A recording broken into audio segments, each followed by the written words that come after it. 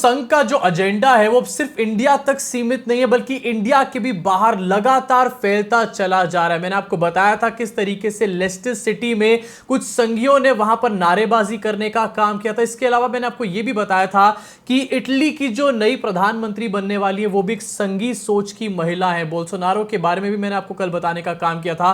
यहां पर एक और बड़ी घटना सामने आई है जहां पर यह पता चल रहा है कि अमेरिका के अंदर जो संघ है वो अपने पैर पसारने का काम कर रहा है, साथ ही नफरत को और ज्यादा फैलाने का काम कर रहा है। लेकिन अनलाइक इंडिया, अमेरिका के अंदर इनके ऊपर एक कार्रवाई छिड़ने की बात हो चुकी है। जी हां, अपने आप में एक बड़ी चीज है।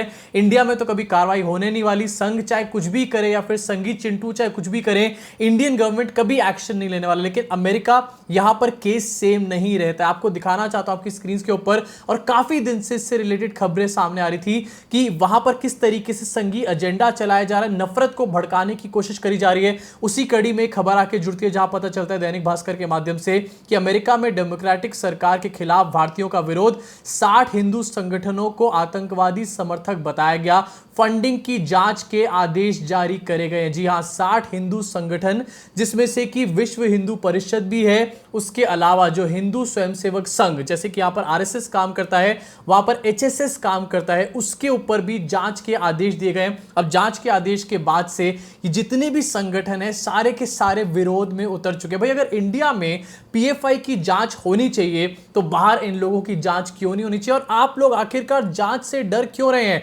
जांच से वही इंसान डरता है जिसके अंदर या फिर जिसने कोई गलत काम किया होता है। मैं आपको थोड़ी सी इस खबर की डिटेल पढ़ के बताना चाहता हूं, क्योंकि अपने आप में इस खबर के बहुत बड़े मायने हैं। आप जरा सुनिए एक बार। आर्टिकल में बताया गया कि अमेरिका के न्यू जर्सी में हाल ही में टीनेक डेमोक्रेटिक म्युनिसिपल कमेटी के नेता के नेतृत्व में हिंदू संगठनों के खिलाफ एक प्रस्ताव पारित किया गया है। इसमें विश्व हिंदू परिषद, सेवा इंटरनेशनल, हिंदू स्वयंसेवक संघ समेत 60 संगठनों पर आतंकवाद को बढ़ावा देने के आरोप लगाए गए हैं।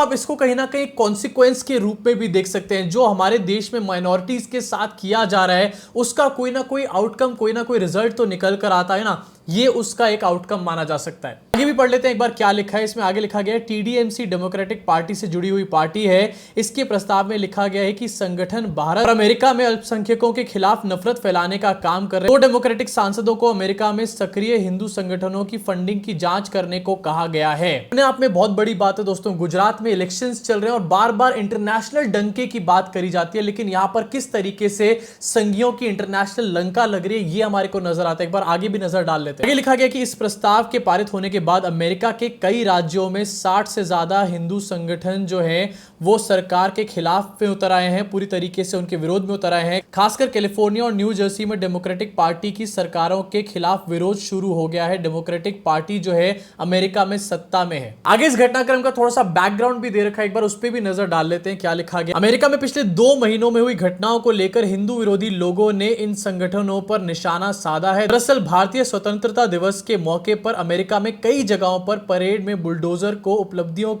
का प्रतीक बताकर और चलाने का काम किया गया था। कई अमेरिकी संगठनों ने इसे बंटवारे और नफरत का प्रतीक बताकर आलोचना शुरू कर दी थी। इसके बाद सियासी और सामाजिक संगठनों ने अमेरिका में होने वाली साध्वी ऋतंबरा के कार्यक्रम का विरोध शुरू कर दिया था, इसलिए कार्यक्रम को भी रद्द करना पड़ा था। अब ऐसे में जो हिंदू संगठन है वो विरोध करने के टाइम पर क्या बोल रहे हैं ये भी एक बार देख लेना बहुत ज्यादा जरूरी है। उसके बाद जरा इसके बारे में थोड़ी सी चर्चा भी करेंगे। यहां पर हिंदू संगठन क्या कह रहे हैं एक बार देखते हैं। अमेरिका के हिंदू संगठनों का कहना है कि इस प्रस्ताव में हिंदू संगठनों के बारे में बेहद आपत्तिजनक बातें कही गई हैं। यानी कि इंडिया के अंदर जब आप माइनॉरिटीज के ऊपर उल्टी सीधी घटिया बातें करते हैं तब ठीक है, लेकिन अमेरिका में ऐसा कुछ नहीं होना चाहिए। इसको कहते हैं दोस्तों हिपोक्रेसी। आगे उन्होंने कहा कि जबकि इस प्रस्ताव को पेश करते समय हमें अपनी बात रखने का मौका ही नहीं दिया गया था।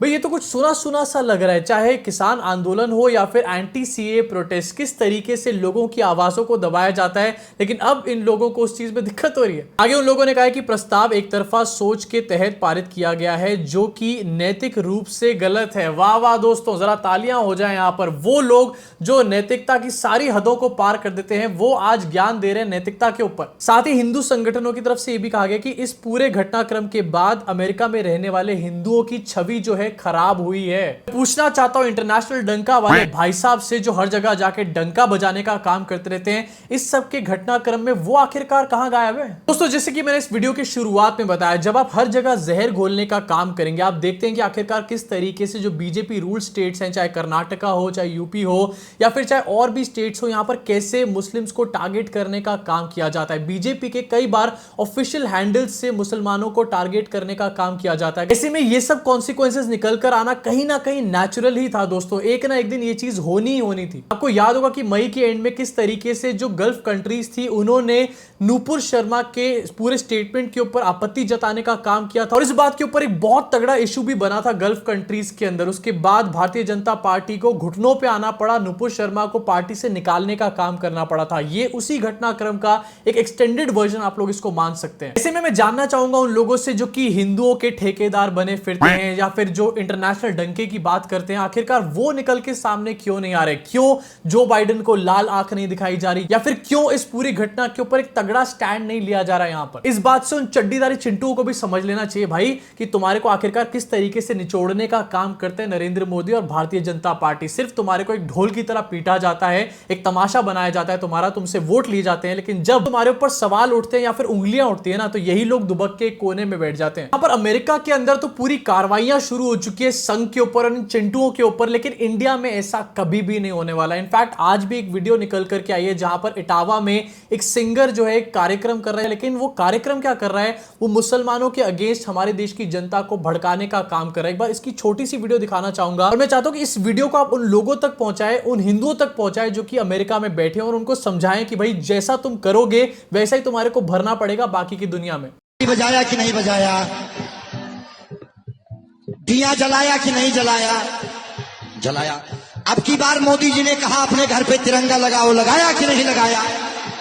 इसका मतलब यह है कि आपके प्रधानमंत्री अगर बिना लॉजिक के आपसे थाली बजवा सकते हैं, आपसे चिराग जलवा सकते हैं, प्रधानमंत्री जी अपने लोगों को परख रहे हैं कि अगर कल को इस देश को जरूरत पड़ जाए और अपने सनातनी भाइयों से मैं बोल दूं कि अब हथियार उठाओ, तो कौन कौन तैयार है? इसीलिए इटवा के लोगों, नारियल पानी कभी पिए हो? वो जो काटने वाला आता है अपने घर में लेके रख लो। महिलाओं से निवेदन है कि अपने चिमटे पे भी धार लगा के रखें। हो सकता है मोदी जी किसी भी समय आके ये कहें कि मैं भारत को हिंदू राष्ट्र घोषित कर रहा हूं। देखा आपने सिंगर का परम ज्ञान। भाई एक तो मुझे ये बात समझ नहीं आती कि इतने अच्छे त्योहारों के ऊपर आखिरकार इतनी नफरत की बातें कर कैसे लेते हैं ये लोग। बचपन से मैं भी इन त्योहारों को मनाने का काम कर रहा हूं। इनफैक्ट आज भी मैं नवरात्रि के एक फंक्शन में जाने का काम करूंगा, इस खुशी को मनाने का काम करूंगा, लेकिन मेरे अंदर कोई जहर या फिर किसी के अगेंस्ट कोई नफरत नहीं है। लेकिन इन लोगों का त्योहार मनाने का होल सोल रीजन आज के डेट में यही हो चुका है कि किस तरीके से त्योहारों में मुसलमानों को टारगेट करने का काम करो। आपको बता देता हूं कि इससे भगवान वगैरह खुश नहीं होता, या फिर ये भगवान की भक्ति नहीं है, इससे बल्कि भगवान और ज्यादा नाराज होता है। ये हमारे धर्मों में, हमारे शास्त्रों में कहीं पर भी नहीं लिखा हुआ। कंक्लूजन आप कहीं ना कहीं ये भी मान सकते हैं कि ये लोग जो हमारे धर्म की बात करते हैं या फिर धर्म के नाम पे पैसे पीटने का काम कर रहे हैं, ये सिर्फ धर्म को यूज कर रहे हैं अपनी नफरत फैलाने के लिए और चंद पैसे कमाने के लिए। इनका कहीं से भी मोटिव या पर्पस ये नहीं कि हमारे धर्म को और ज्यादा बढ़ावा मिले या फिर लोगों को हिंदू धर्म के बारे में और डिटेल्स पता चले। प्लीज ऐसे नकली हिंदुओं से बच के रहिए, ऐसे नकली हिंदुओं से दूर रहिए, और ये अगर कुछ बात आपको बोल भी देना और अगर आपको लग रहा हो कि ये सही है तो भी उसको 4 बार क्रॉस चेक करने का काम करिए, तब इनकी बात को मानिए। अभी के लिए दोस्तों इस वीडियो में सिर्फ इतना ही। क्या सोचना है आपका इन सारे मैटर्स के ऊपर, ये अगर आपने कमेंट सेक्शन में कमेंट करके नहीं बताया तो सोच क्या रहे हो भाई? नीचे कमेंट सेक्शन खुला है, कमेंट कर डालो, अपने पूरे मन की भड़ास निकाल डालो। हाँ, अगर इस चैनल को सब्सक्राइब नहीं करा तो सब्सक्राइब करके बेल आइकन दबा दो, तो इस तरीके की अगली वीडियो आप तक पहुंच पाए बिना किसी देरी के। मुलाकात होगी आप सब लोगों से इस चैनल के अगले वीडियो में।